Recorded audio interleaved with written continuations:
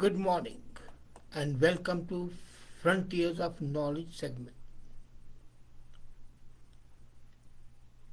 Good morning and welcome to the Frontiers of Knowledge segment of Dr. Lamba's Awakening Call. Clean energy has become the buzzword these days.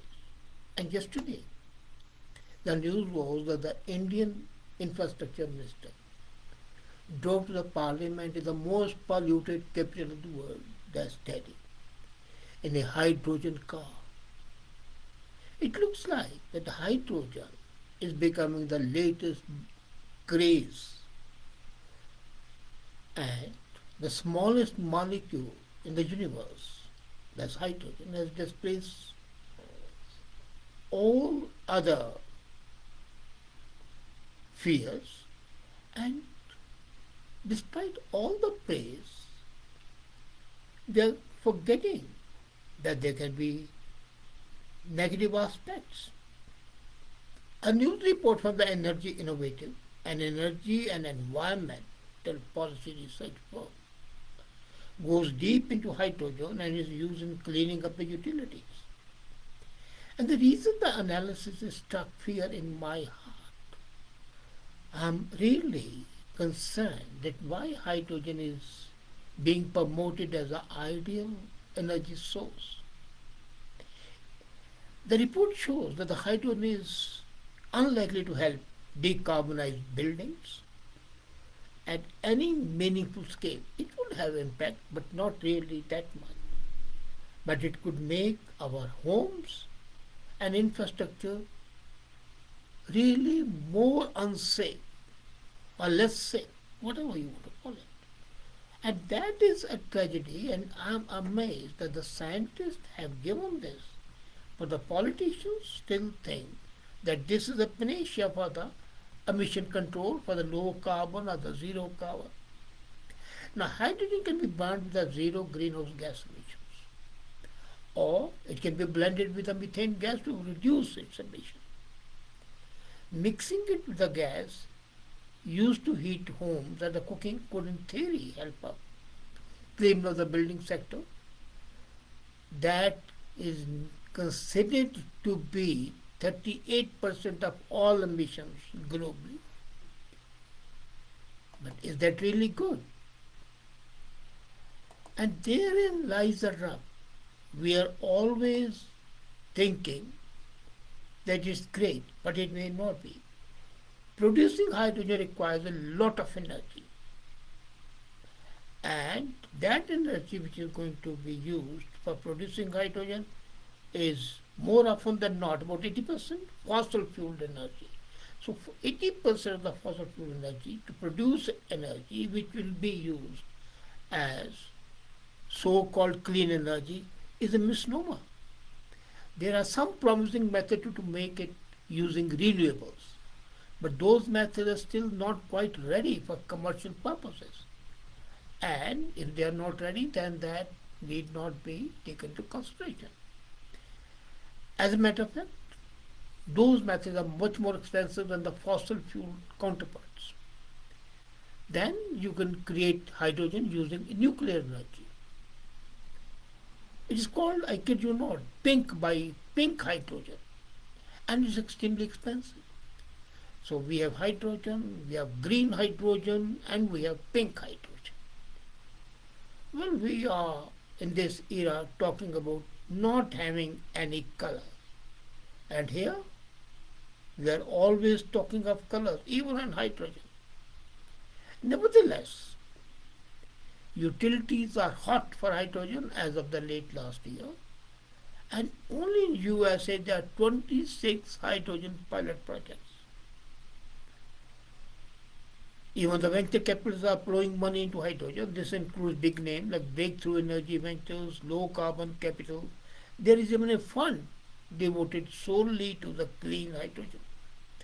But hydrogen dream may be a nightmare, and that's my fear. At least as far as it pertains to decarbonizing nature, buildings. This is a real nightmare. I would like to say that for the industrial uses, the use of hydrogen is undeniably very handy and very valid, but not for anything else than the commercial industrial purposes. The Energy Innovation Report, which I recommend for all politicians to study, shows that there are a series of concerns about the elements that make it, well, a matter of reconsideration. The biggest concern is safety. The report explains that most pipelines are not equipped to handle tiny as little hydrogen molecules, and there could be a lot of leakages. The molecules, as I said, are the smallest molecules of any product in nature. And the leaks, if they come, hydrogen by itself is not a thing. They could cause explosions, they could cause fire, and that would be a problem because if you check the notes, problem of fires, the wildfires, the domestic fires, the industrial fires, and the explosions accompanying that could be more horrendous to property and to the human life. Of the 3 million miles of pipelines in USA alone, there are 3 million miles of pipeline laid in USA total, which is carry oil and other things. Only 1,600 miles out of 3 million are dedicated to hydrogen ready. So the safety is going to be concerned, and the cost of converting those pipelines into safe pipelines for carrying hydrogen is going to be humongous. Would the people, other nations, be able to afford that? Some nations might, others might not. Even so-called rich countries like USA and Canada, look at the debt that they have. So, to safely transport hydrogen around the world would require a huge rebuilding of the infrastructure. And that is a dicey thing, not only expensive, but who knows whether those safe would be really fail-safe or safe-fail. Now, this is an important aspect which is being ignored. Mr. Nadkarni should have known, the Indian Minister of drove in hydrogen car, to set an example. Fine, some hydrogen cells are useful, but it's a cell, but the using hydrogen per se, and he being a Minister of Infrastructure, does he have a wherewithal to carry hydrogen and transport hydrogen in the safest manner? I don't think so. Then, the report notes another thing. Hydrogen carries higher risk of flame flashback. Now, what's a flame flashback? This is when a flame travels from a burner back into gas line. So, in appliances, it's designed to run on natural gas. This flame flash burner is for the natural gas, which is not explosive. But if hydrogen is going back, the flame, the whole pipeline is likely to burst. This might be like a hydrogen bomb exploding, though in a smaller scale, but it is there. Then there is a cost and scale. The report notes that the regulators should exercise skepticism of any utility proposals that form the cost of blending hydrogen with methane gas.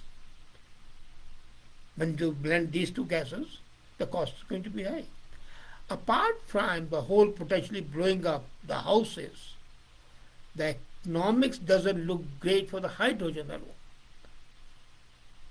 It has been seen as the cleanest hydrogen, that is green hydrogen made from the renewables, wind energy, solar energy, geothermal, tidal waves, is the most expensive one, and using it would double or even increase 4 times the cost of methane gas. Would every country be able to afford that 4 times cost just for producing the energies required.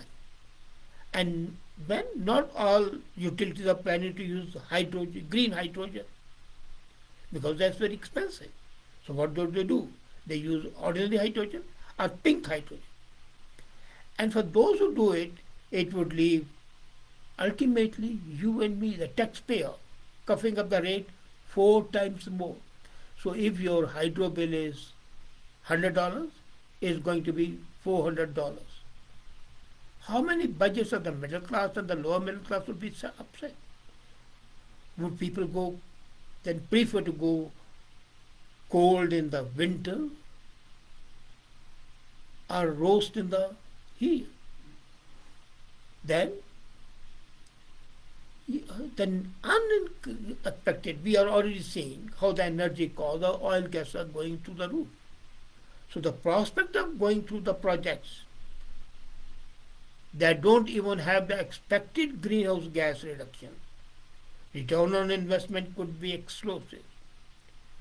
So it should be saying no to hydrogen. So what's the alternative?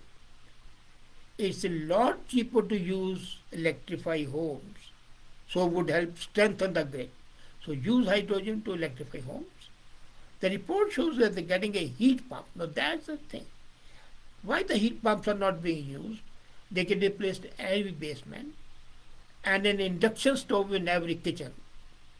It would be the most economical and reliable, safe way of decarbonization. As I said, an analysis, if you do of the research group, Carbon Switch, would show that the installing heat pumps to heat and cool homes would save the taxpayer about $557 per home per year. Now you are saving 507 instead of paying 4 times the cost. That's not a bad deal. And the induction stoves cost slightly more to operate than the gas stoves. And throwing hydrogen into the mix would almost certainly flip the equation.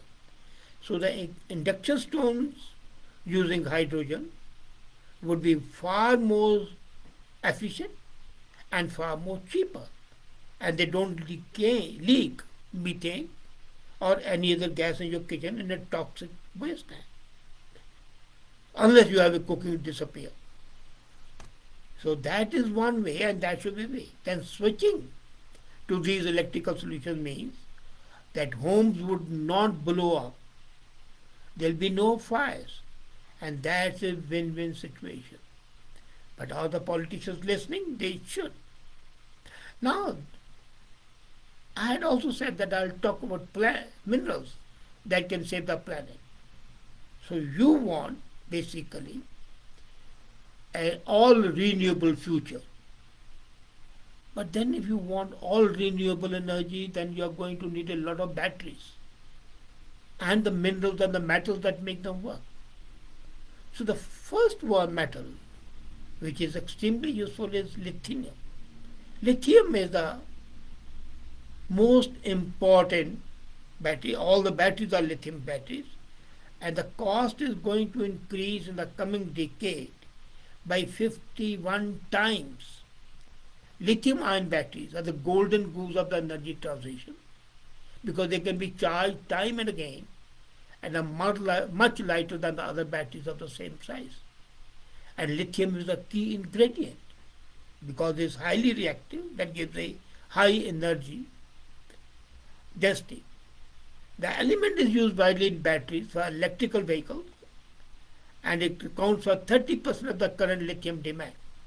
However, we may have a potentially supply-demand problem because we have enough lithium in reserve to carry us forward till 2050. That's a Bloomberg report. So the next 20 years we have the stock of lithium. But the challenge would be scaling up the production to meet the demand. And this could result in shortages and the prices going up. The second metal which is useful is cobalt. Now, cobalt and lithium go together. The expensive metal boosts energy density even more and increasing the stability and the lifespan of the batteries. Now, cobalt demand is expected to increase even more than lithium, and the world could require 70 times more cobalt by 2040. So while lithium is going to increase by 55 times, the demand for cobalt will be 70 times. Not surprising that now scientists are looking for cobalt alternatives of the batteries because the element cobalt is considered to have the highest dense material supply chain risk for electrical vehicles. At present, most of the world cobalt is produced in Congo, and the condition of those miners is really horrible. From the human point of view, it should not be there. Unethical conditions remain. Then, the third metal is manganese. Now, manganese could help ease a cobalt crunch. And as a matter of fact, manganese already has a robust supply chain thanks to being a key ingredient in steel. It's used in making steel. So already a supply chain is there, and it has the potential of being an alternative to cobalt. Manganese is one of the options that the people in some countries are considering because it's much cheaper. And manganese acts as a stabilizer for the lithium ion batteries. That essentially determines how far you can drive an electrical vehicle or how much energy you can use and store from wind and sun. So these three metals on the horizon are likely to be the saviors of the planet from the pollution. But it's really uncertain how far we are going. The best is to wait and watch how man's ingenuity and man's short-sightedness come together and evolve an ideal system. Thank you.